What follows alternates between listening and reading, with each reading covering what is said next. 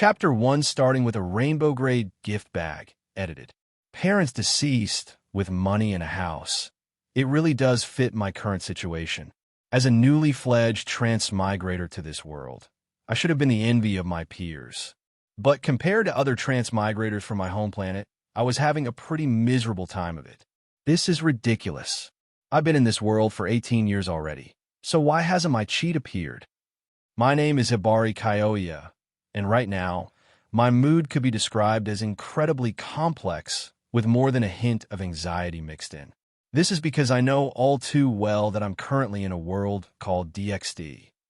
According to my memories from my previous life, this world isn't just filled with devils, angels, fallen angels, and various pantheons of gods, but also dragons. It's a world where gods vie for supremacy, and as a result, I'm constantly in extreme danger. Even more distressing is the fact that I'm smack dab in the center of this world's vortex of chaos, Kuo Town, and specifically Kuo Academy. To top it off, I'm even in the same class as one of this world's main heroines, Rias Gremuri. But even those factors alone, I could maybe handle with a bit of luck. However, my investigations uncovered an even more serious problem. The protagonist of the original story, the host of the Red Dragon Emperor, Hayudo Issei, is gone. Not only that, but even the student council president Sona Citri's peerage member, Saji Jinchuru, hasn't become a devil yet, either. Saji is attending the academy normally, at least. But as for that pervert Hayudo Issei, there are no traces of his existence anywhere, as if he never existed at all. At first, I considered that maybe my arrival had caused a butterfly effect, leading to Hayudo Issei's non-existence. So, I went to find Hayudo Issei's original mother to learn more. But after her repeated confirmations, she insisted she did not have a son named Hayudo Issei. Although the disappearance of this lecherous protagonist made me a little uneasy, it also threw my original plans into disarray. But Hayudo Issei's disappearance was already a fact, so no matter how much I worried, it wouldn't do any good. Because even though this is the world of an anime, Kuo Town is the devil's headquarters. The younger sisters of two of the underworlds Mao live here. Not to mention, fallen angels are extremely active in this town. Soon, high-ranking fallen angel cadres will arrive to try and destroy Kuo Town. Then there's the White Dragon Emperor, the Chaos Brigade, and many more dangerous matters to come. And as if that weren't enough, this world also has the looming threat of an invasion by evil gods. When I first arrived in this wish-fulfillment world of anime, I swore I'd stand at the pinnacle of this world. But now all of that just seems like a pipe dream. Ultimately, I'm just an ordinary student right now. I have no power to achieve my grand ambitions. DxD is full of beautiful girls, but I can only watch from the sidelines. All I want is to give them a safe and warm home. What's wrong with that? I can't help but feel incredibly frustrated. Over the past decade or so since I arrived, I've tried to train and develop my potential. But no matter how hard I trained, I am still human. In this world, without power, you can only live cautiously. Your life and death are at the mercy of those in power. I could be killed by a stray devil or a fallen angel at any moment. For a transmigrator like me, this reality was incredibly depressing. The new school year is starting soon, which means the main story is probably about to begin. I had considered trying to become a member of Rias or Sona's peerage, but I'm just a student with good grades. They probably wouldn't even give me the time of day. It seems like I can only take things one step at a time. Ding. Sign in, system loading. 20%, 50%, 80%, 100%. Just as I was lamenting my situation, a mechanical voice suddenly rang out in my mind. After being stunned for a good 10 seconds, I finally snapped out of it, feeling a surge of excitement. If it weren't for the fact that it was nighttime and I might disturb others. Eventually, I managed to get my excitement under control and calm down a bit. I asked the system why it was so late. This system only awakens when the main storyline begins. The system, 18 years late, answer my question honestly. You damn system, do you have any idea how I've been living these past 18 years? Do you? I've been constantly on edge, terrified that I'd run into a stray devil and get my ass handed to me. But in the end, I calmed myself. Sign in system. Introduce yourself. This system's function is as the name suggests. By signing in, you can receive rewards. You can sign in at specific locations or complete system-issued tasks to earn rewards. Sign-ins and tasks are graded as white, green, red, black, purple, gold, violet gold, and rainbow. The system's functions are pretty straightforward. It suits me. My mood was now completely different from the anxiety-ridden state I was in just an hour ago. Hey system, I can't just go around looking for people or places to sign in, right? My memory isn't perfect. I don't know everything. Do you have a map or something for marking locations? If this sign-in system only allowed me to sign in at specific locations, that would be very limiting. I couldn't just run around the whole world, could I? The system didn't answer directly.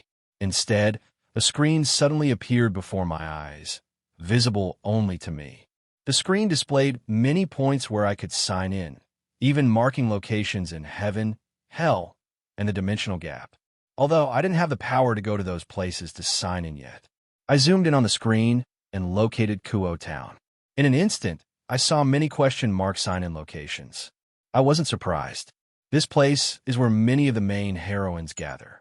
It would be strange if there weren't any sign-in locations here. After examining it for a while, I dismissed the screen.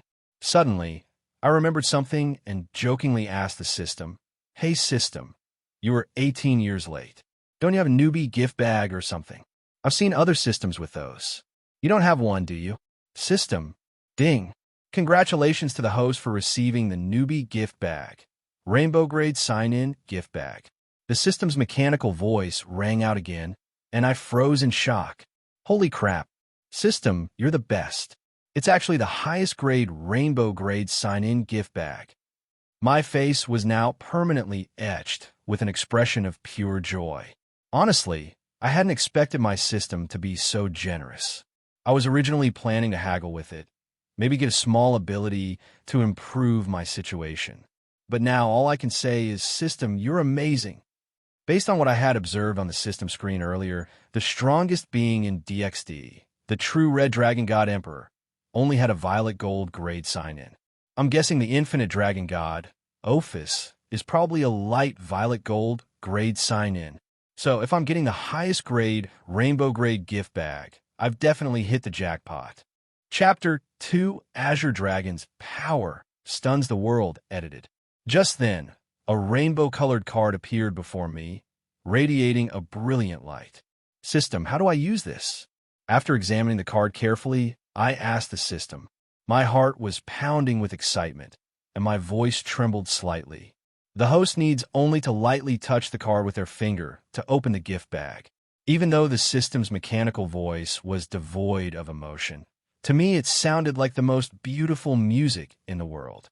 Suppressing my excitement, I slowly extended my trembling right hand, and my finger lightly touched the rainbow-colored card. Suddenly, the card emitted a blinding light that scattered in all directions. A figure flew out from the card and soared into the sky above Kuo Town. When the light faded, a giant dragon's phantom, radiating an aura of pure terror, appeared before me. Ding! Congratulations to the host for opening the rainbow-grade gift bag and obtaining the soul of one of the 4 symbols, the Azure Dragon. It's World Dragon Corm from Ondaiji Tachi. On VS Battles Wiki, it is classified as a 2C multiversal being. Note, the Azure Dragon is more powerful than Kuryu, one of the 7 great demon kings of the Little Garden, who possesses the power of a true dragon. Due to the host's current weakness, it can only be used once for a short time. The duration of use and the power it can exert will change along with the host's own strength. The system's voice had barely faded, and I was already completely stunned. For what I understood, the Little Garden had a vast worldview, but there were very few beings in the double-digit ranks. The exact power level of a single universe entity was unknown, but in this world, they were absolutely invincible. In front of the Azure Dragon, the Great Red, wouldn't even be worth mentioning. Host, do you wish to merge with the soul of the Azure Dragon? The system's mechanical voice interrupted my thoughts, bringing my attention back to the Azure Dragon's phantom in the sky above Kuo Town. System, merge me with the Azure Dragon's soul. I didn't think twice. I immediately told the system to merge me with the Azure Dragon's soul. My eyes were glued to the giant dragon's phantom above. Ding! Dragon's soul fusion beginning.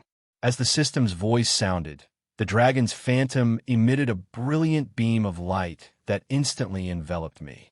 As the Azure Dragon's soul merged with me, I could clearly feel my life essence undergoing a sublimation, an evolution.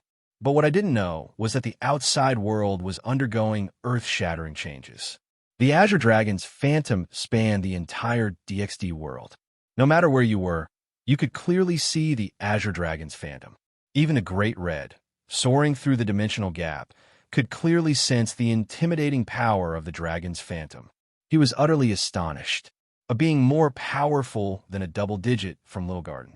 The Azure Dragon, just a tiny bit of its power leaking out was enough to make the entire world tremble, as if it were about to shatter.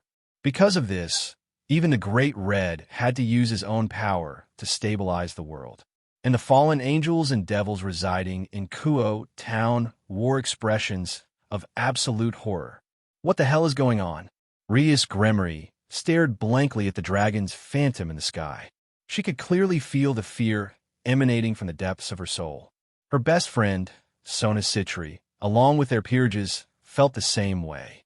Their faces were pale, their pupils constricted, and they were filled with terror, as if they were about to die any moment. As high-ranking devils, they had seen many dragon kings. They hadn't seen the two dragon gods, but at least they'd heard about them.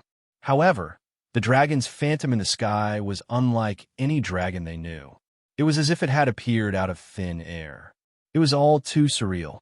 These two Mao's sisters wanted to quickly relay the information to their families, but the pressure on their souls made them unable to move. At this moment, the four great Mao in the underworld were also staring at the sky in terror.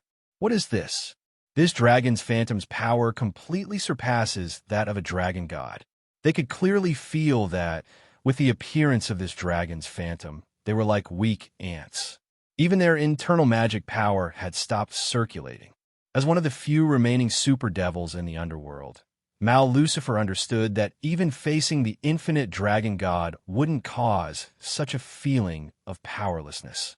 But in the face of this dragon's phantom, he couldn't muster a single thought of resistance, because this dragon's phantom could definitely erase him with a single thought. It wasn't just the underworld. Even the main gods of the various pantheons, such as those in Hell, the Greek pantheon, and the Norse pantheon, were staring at the dragon's phantom in astonishment. And, of course, the various dragon races were reacting too. The current 5 great dragon kings, the evil dragons, the red dragon emperor, and the white dragon emperor, looked at the dragon's phantom in the sky with reverence in their hearts. Their power was on a completely different level from that of the phantom. Just then, the Azure Dragon's soul completely merged with me. The Azure Dragon's soul suddenly let out a dragon's roar that made the powerhouses of the various pantheons scared. Then, the dragon's phantom disappeared from the sky above Kuo Town. The main gods of the various pantheons all looked towards Kuo Town with grim expressions. They then issued a series of orders, their intentions unknown.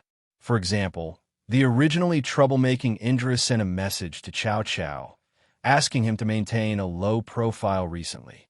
In a certain unknown location, a black-haired lowly appeared. It was none other than the infinitely cute dragon god, Ophis.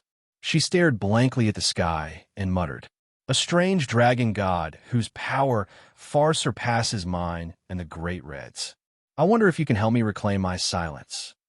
Chapter 3 First Sign In. 3 Types of Hockey, edited.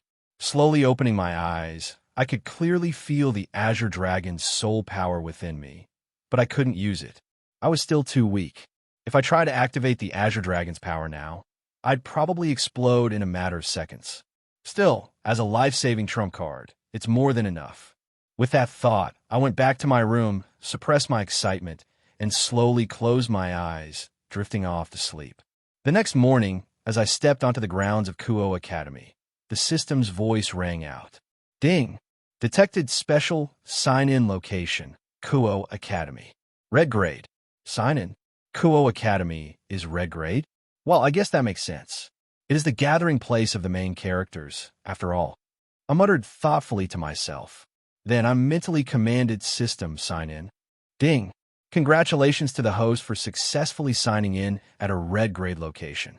Reward, top tier 3 types of hockey. It was actually top tier 3 types of hockey. I was a little surprised. In the world of One Piece, hockey was incredibly powerful. Top tier observation hockey could even allow you to glimpse into the future. Top tier armament hockey could be applied to the body or weapons, and the advanced form, Ryu, could even destroy an enemy from the inside, causing devastating damage. Top tier Conqueror's hockey, with its Conqueror's coating, was even more powerful. All in all, I was pretty satisfied with getting 3 types of hockey from a red grade sign-in. The only problem was that, although I had obtained armament hockey, my physical condition was still that of an average human. More importantly, I had no combat experience, so I couldn't unleash its full potential. But then I thought about it some more and cast aside my worries. As long as I kept signing in, I could make up for these shortcomings. I mentally called up my status screen. Host, Hibari Kyoya. Physique, average human. Magic, none. Abilities, top tier 3 types of hockey. Azure Dragon soul power, sealed. Inventory, none. As soon as I entered the classroom, the system issued 2 new sign-in tasks. Ding! Discovered character's sign-in target, Rias Gremory. Task condition, defeat her and make her acknowledge you. Ding! Discovered character's sign-in target, Akino Himejima. Task condition, tame her and make her fall for you. Looking at the 2 tasks, I couldn't help but fall silent. You've got to be kidding me, system. With my current strength, without using the Azure Dragon's power, how could I possibly be Rias's match? And Akino? Don't let her gentle appearance fool you. She's got a seriously sadistic side. If I'm not strong enough, I'll probably be the one getting tamed instead. Just thinking about it made me shudder. Suddenly, Rias felt a gaze on her and turned to see me looking her way. My grades at Kuo Academy were naturally always at the top. Combined with my good looks, I was quite the campus celebrity. So, Rias was familiar with me. It was precisely because she knew me that she felt a little puzzled. Just as Rias was lost in thought, a seductive voice teased in her ear. Era. Rias, you've been staring at Hibari-san. Could it be that you've taken a liking to him? Rias's heart skipped a beat, and she turned to see Akino smiling playfully at her. Well, considering it's Hibari-san, who always gets top marks despite sleeping in class, and is so incredibly handsome, it wouldn't be surprising if Rias fell for him. Akino continued with a teasing smile. It's just a shame that I also have a bit of a crush on him. But if it's Rias, I guess I'll have to give up. A faint blush appeared on Rias's cheeks. She knew Akino was just joking, so she simply rolled her eyes and replied. I was just a little surprised. It feels like Hibari-san's aura has changed significantly. I can't help but feel a sense of pressure just from looking into his eyes. Akino was a little surprised to hear Rias's words. After all, Rias at level of a high class. For her to feel pressure from me meant something was definitely different. It made sense, though. I now possessed Conqueror's hockey, the hockey of a true king. However, I couldn't control it yet, which was why my aura was leaking out like this. Akino then asked Rias if she wanted to investigate what had happened to me. But after thinking it over, Rias told Akino to drop the investigation. The events of last night with the dragon's phantom, along with her brother's warning this morning, had left her feeling stressed. But what Rias could never have guessed was that the cause of this strange phenomenon was none other than me, and he was currently sitting just a few feet away from her. When the dismissal bell rang, I slung my bag over my shoulder and headed out of the school gates. And just at that moment, I happened to run into a certain emotionless, petite girl walking in the opposite direction. It was none other than Rias's rook, Kaneko Tuju. Ding! Discovered sign-in target, Kaneko Tuju. Task condition 1. Defeat her at a video game. Reward, white grade. Task condition 2. Give Kaneko Tuju a head pat. Reward: white grade. Task Condition 3. Resolve the conflict between Kaneko Tuju and her sister, Kuroka Tuju. Reward: red grade. I was surprised to see 3 sign-in tasks pop up for Kaneko all at once. Task 1 didn't seem too difficult. Even though Kaneko was a gaming expert in my past life, I was a pro gamer. Beating Kaneko should be a piece of cake. But Task 2, seriously, system? You're getting cheekier by the day. Kaneko's head isn't something you can just touch. If I tried to pat her head, I'd probably get punched into a wall, so hard I'd be impossible to get out. As for Task 3, it shouldn't be too hard in the future, either. The conflict between the sisters is really just a misunderstanding. Once I get stronger, I can just grab Kaneko's sister, Kuroka, and have them clear things up. Then, I slowly walked over to Kaneko. Kaneko, seeing me approach, stared at me intently. Meanwhile, a cold sweat started to form on my forehead.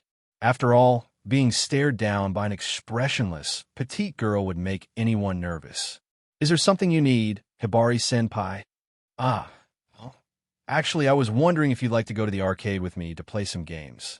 After a moment's thought, I calmly explained my intentions to Kaneko. Hearing my words, a flicker of surprise finally appeared on Kaneko's usually blank face. She hadn't expected the top student in the school to invite her to play games. But she was also quite happy about it, so she agreed. And so, Kaneko and I had an intense battle at the arcade. Don't get any weird ideas, we were just playing video games.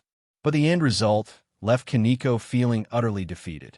Kaneko stared at me in disbelief, her eyes wide with shock.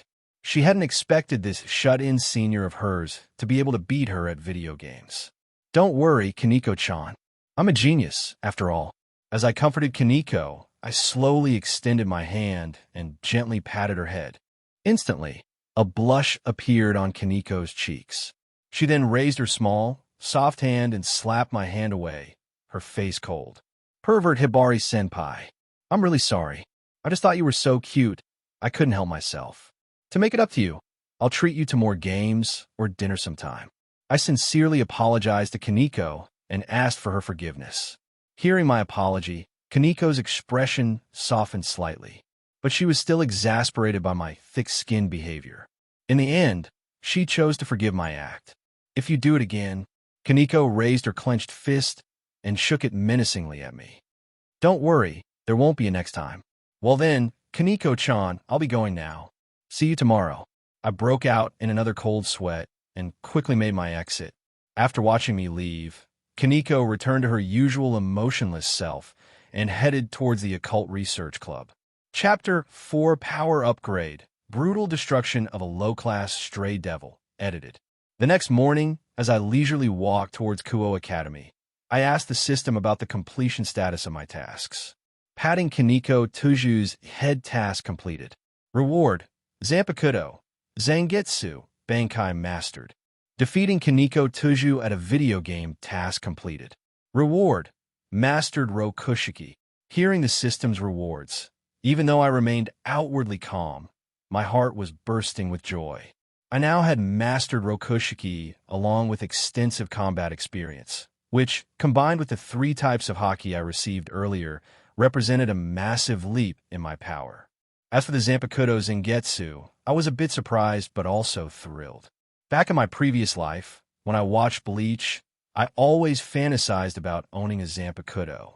I just hadn't expected the system to reward me with the Zanpakuto of Bleach's protagonist, Ichigo Kurosaki. System: Can Zangetsu stay in its Bankai form permanently? I wasn't really a fan of Zangetsu's Shurkai form, which was a giant cleaver. I preferred the sleek, slender katana form of its Bankai. Acknowledging host's preference, Zangetsu's form is now permanently set to Bankai. The host can freely switch between Zangetsu's forms according to their will. Hearing the system's solution, I was in a great mood. I even started humming a tune on my way home. And just at that moment, the system's voice rang out in my mind again. Ding! Detected a nearby stray devil.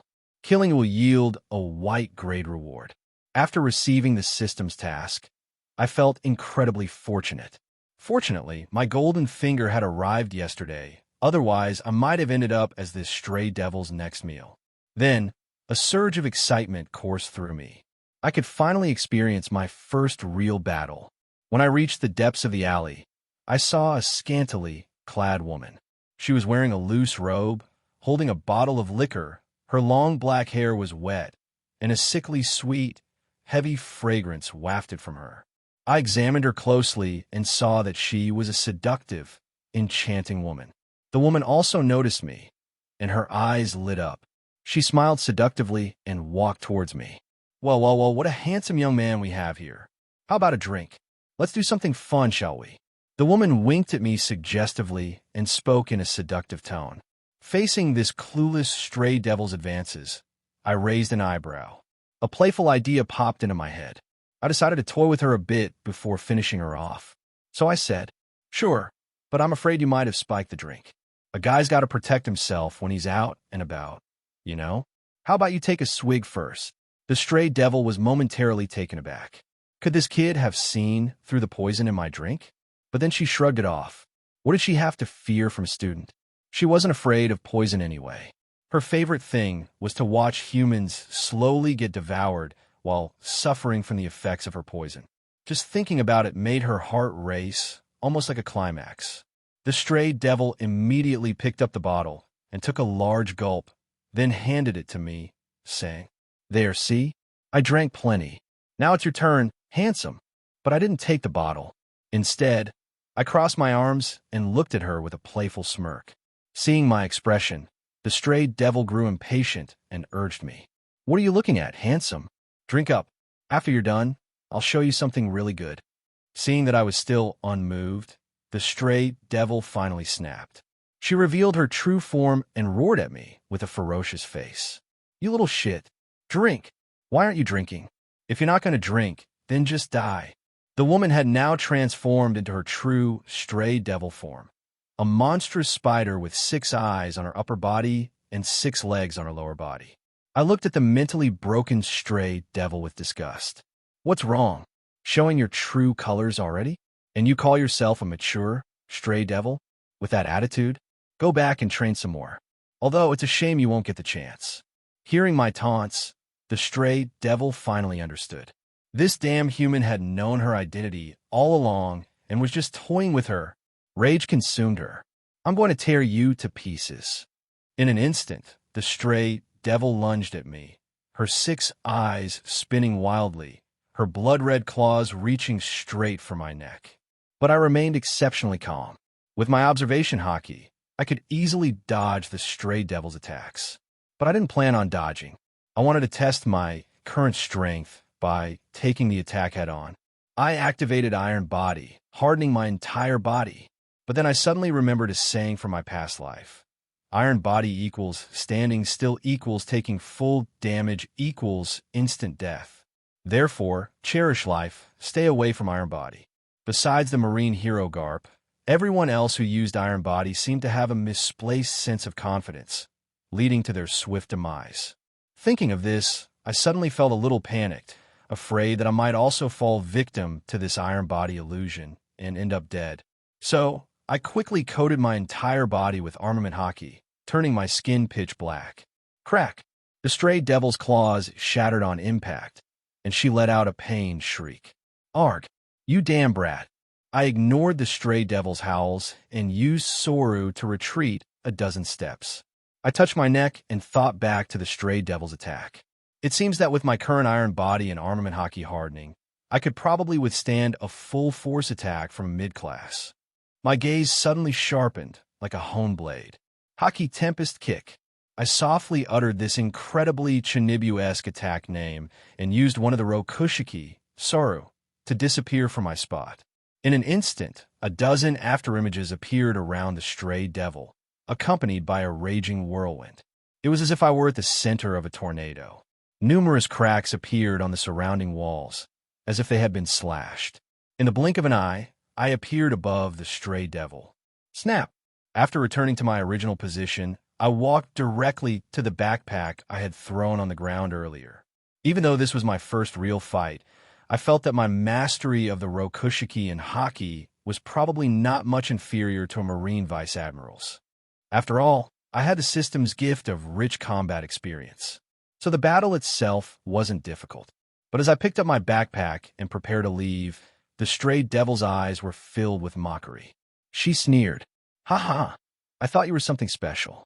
Turns out you're just all flash and no substance. How utterly weak. In that case, I won't hold back any. TSK, you still don't get it, do you?" I stopped and turned my head, looking at the stray devil with a calm gaze. "You're already dead. Well, a dead devil, to be precise." "What are you talking about?" The stray devil didn't even get to finish her sentence. Splat! The stray devil's body collapsed. Her limbs severed and scattered across the ground. A thin line appeared on her neck, and her head rolled away like a ball. Blood splattered everywhere, raining down like a gruesome shower. Only then did the stray devil realize that she had been cut to pieces by this brat. Thud! Her body hit the ground. Looking at the gruesome scene, I felt a little troubled. But after a moment's thought, I decided to leave this mess behind. Surely Rias or Sona would take care of the cleanup, since they were the ones in charge of this town. Besides, they're going to be my women in the future. It's only right that they help their husband out a little, right? Ding. Task completed. Reward. Perfect rumble fruit. Weakness to water removed. I hit the jackpot. It's the rumble fruit without any weaknesses. The rumble fruit was a Logia-type devil fruit from One Piece. It allowed the user to transform into lightning, making them immune to physical attacks, most energy attacks, and non-hockey attacks. It also granted the user the ability to freely generate and control electricity. They could also use electric waves to enhance their observation hockey, and they could use the fruit's power to teleport. It possessed ridiculous destructive power, and this reward had even removed the devil fruit's weakness to water. Although I couldn't fully utilize the rumble fruit's power yet, it was more than enough for self-defense in the short term. It seemed like my luck had finally turned. Chapter 5, Rejecting Rias's Invitation, edited. Just as I was still marveling at my new powers, the figures of the three people in the magic circle became clear. It was Rias and her two peerage members, Kaneko Tuju and Akino Himejima. The three of them fell silent as they took in the gruesome sight of the dismembered stray devil. Akino was the first to speak, turning her gaze towards me. "If it isn't Hibari-san, I didn't realize you were a devil too, but you have a human's aura." After confirming that I was human, Akino was visibly shocked. She couldn't imagine that the seemingly ordinary shut-in from her memories possessed such power. Even the usually expressionless Kaneko had a flicker of shock in her eyes.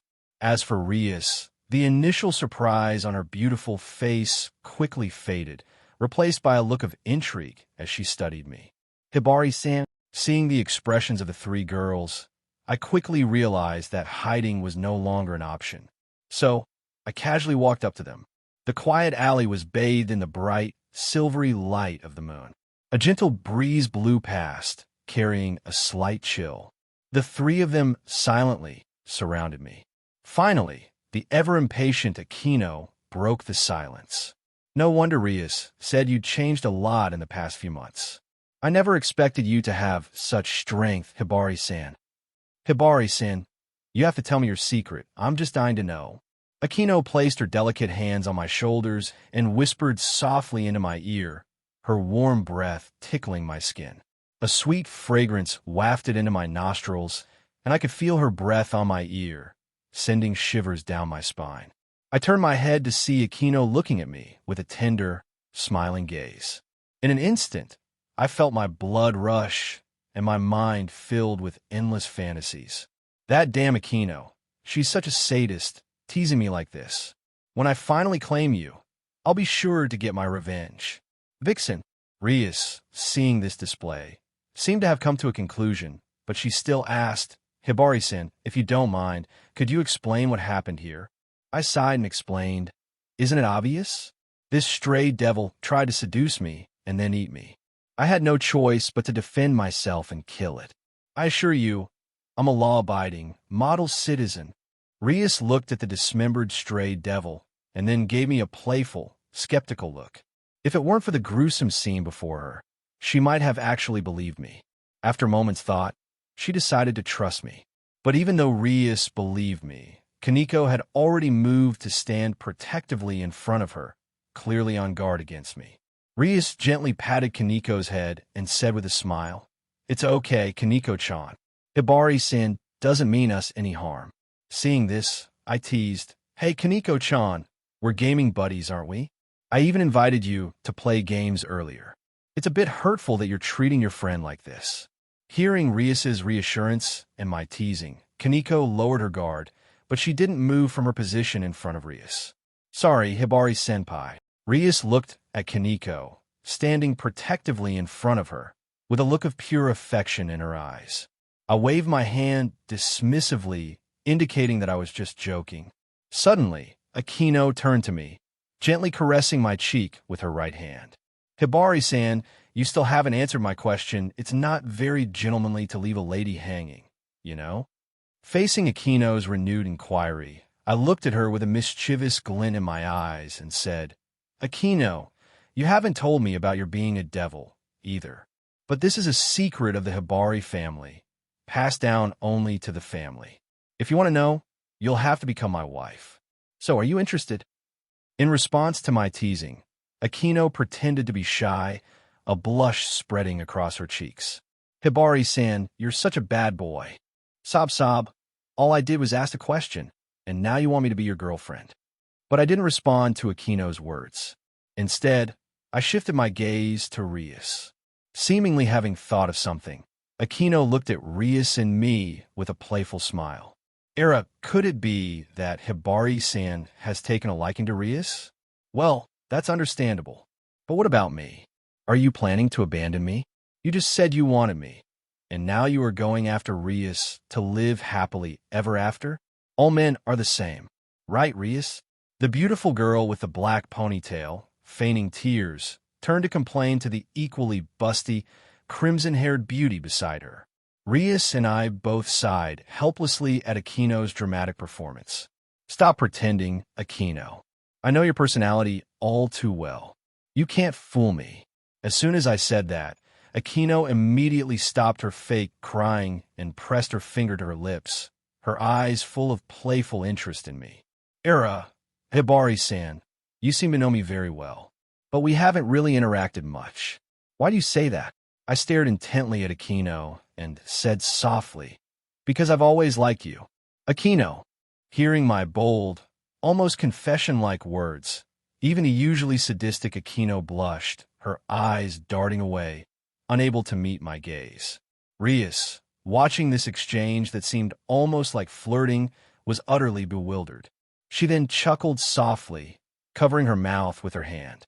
And to my confusion, I noticed that Kaneko was now glaring at me with a look of resentment. Could she be jealous? I spoke again. "Of course, I also like the captivating Rias and my cute and petite underclassman, Kaneko-chan, too." Hearing my words, Akino giggled and whispered in my ear, Era, such a bold declaration." Akino slowly returned to Rias's side. But Kaneko was now staring at me with an unfriendly gaze, her face full of disgust. "You're getting more and more perverted, Hibari-san. A gentleman appreciates beauty without being lewd, and is romantic without being vulgar. How can that be called perverted?" I turned to Kaneko and tried to defend myself. Even though she understood what I meant, it didn't stop Kaneko from looking at me with utter disgust.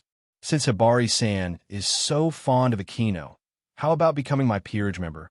Seeing how well I got along with her peerage members, and considering my strength as a human, as well as the increasingly tense situation, Rias decided to try and recruit me.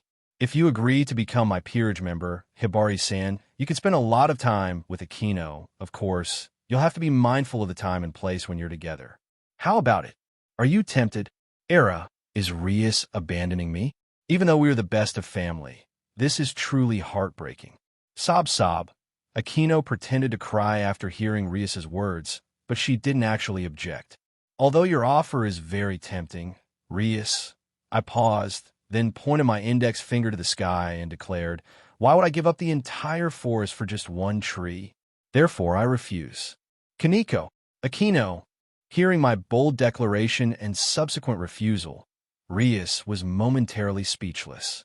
She shot me a frustrated glare, but deep down, she felt an even stronger desire to have me, to tame me thoroughly. And so, after I promised to visit the Occult Research Club sometime, Rias finally let me go. Chapter 6: Preparing to Challenge the Kendo Club, edited.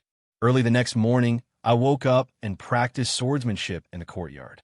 After familiarizing myself with Zangetsu, I rushed to the academy, arriving in my classroom just minutes before the first bell. Now, through practicing basic swordsmanship, the techniques were already deeply ingrained in my memory.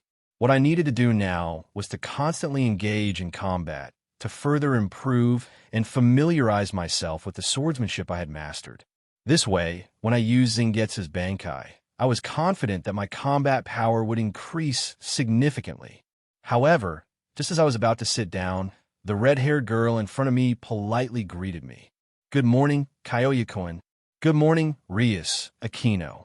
Era, even though you confessed to me yesterday, making me your girlfriend, you greeted Rias before me this morning. It's really quite hurtful.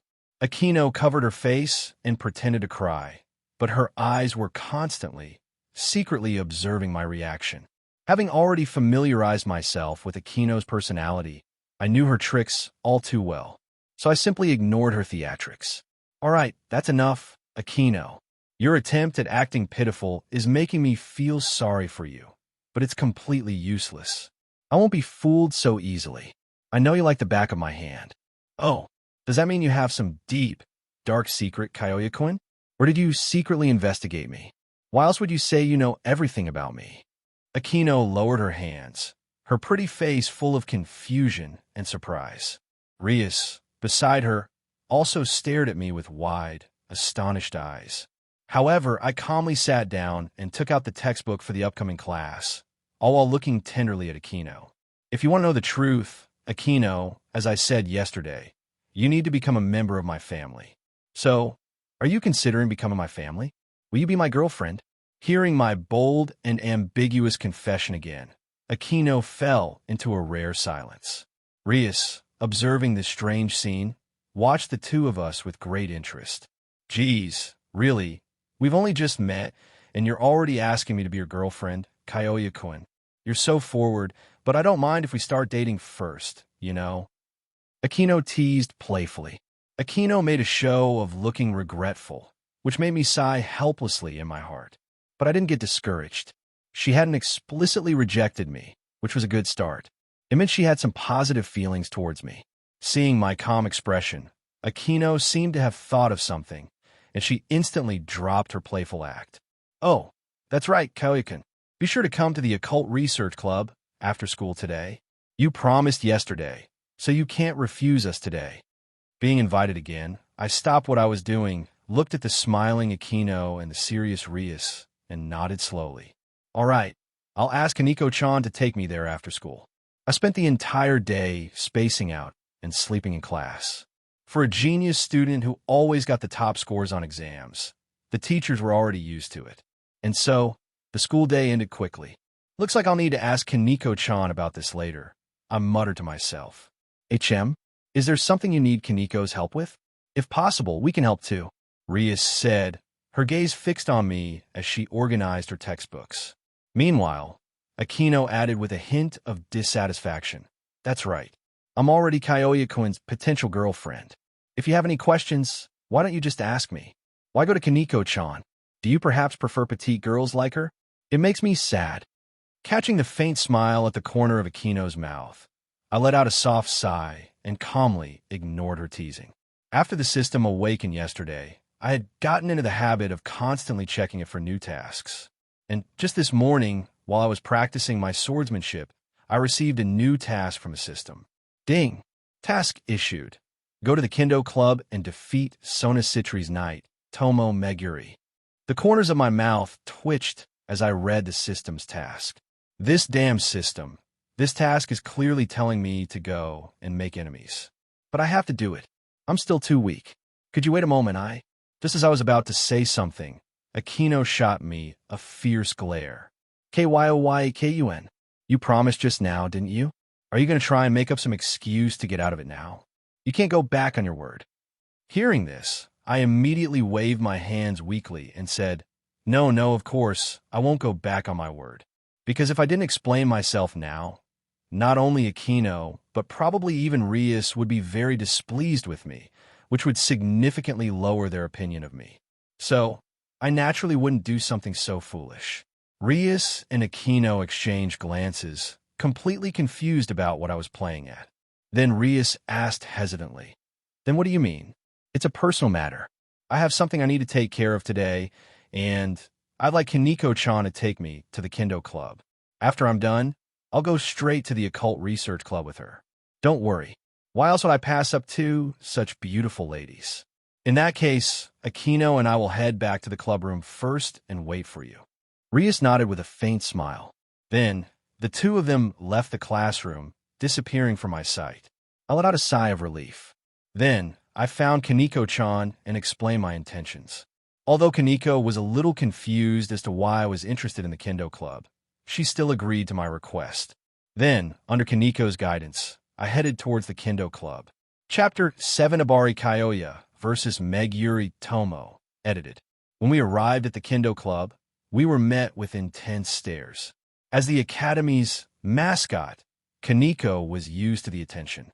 And as a bit of a campus celebrity myself, I wasn't fazed either. Though, the jealous glares from the male Kendo Club members were hard to miss. First, I had managed to get close to Rias and Aquino, and now I was with Kaneko. If they could, they probably would have executed me on the spot. But I'd endured this kind of scrutiny countless times before, so I ignored the murderous look from the guys. Just as I was lost in thought, a girl with reddish-brown hair and twin tails, wearing a Kendo uniform, interrupted my musings. Hibari-san, is there something you need from the Kendo Club? Are you perhaps thinking of joining? I looked at the girl's face, but instead of answering her question immediately, I searched my memories for information about her. Her name was Tomo Meguri, from a family of exorcists in Kyoto, and she was student council president Sona Citri's night.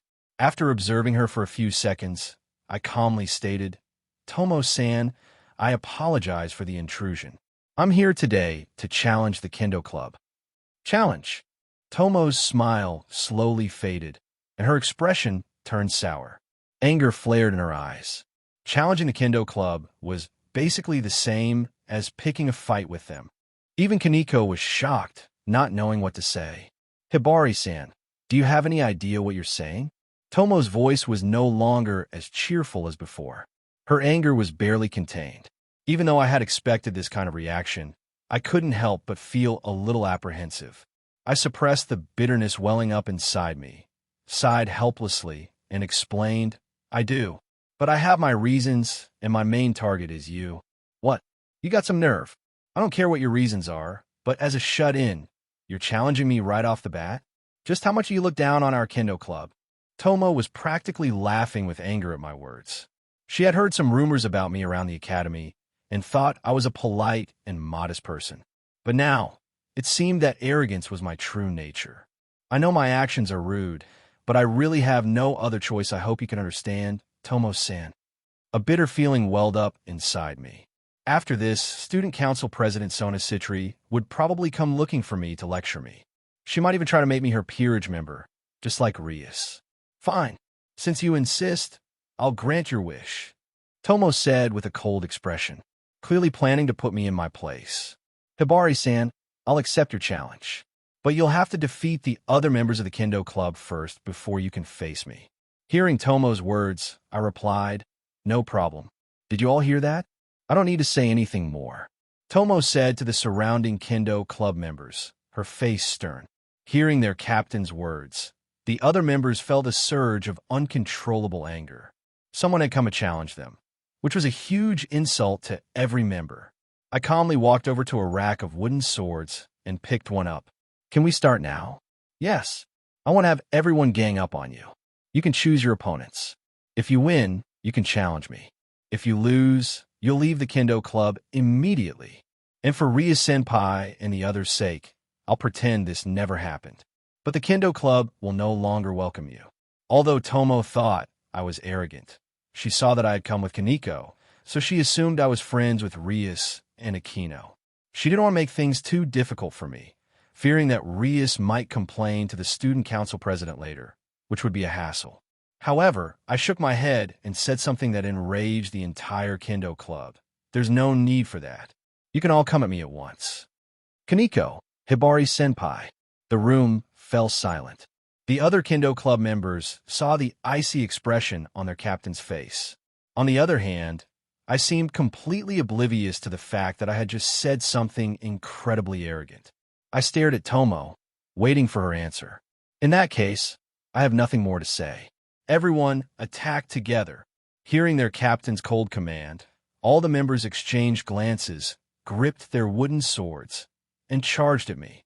But despite this, I remained exceptionally calm. I stood with my left hand behind my back, my feet shoulder-width apart, and my right hand gripping the wooden sword. Seeing my stance, Tomo couldn't help but sneer inwardly. It looked like I had never learned swordsmanship. Fighting like that was practically suicide. But the next moment, she was stunned, her eyes wide with disbelief. I coated my wooden sword with black armament haki and, without moving from my spot, swung it forward.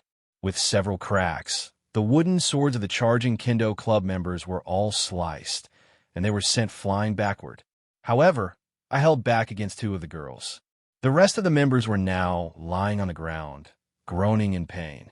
I glanced at the two girls, and familiar images flashed through my mind. If my memory served me right, these two girls should be members of Sona Citri's peerage.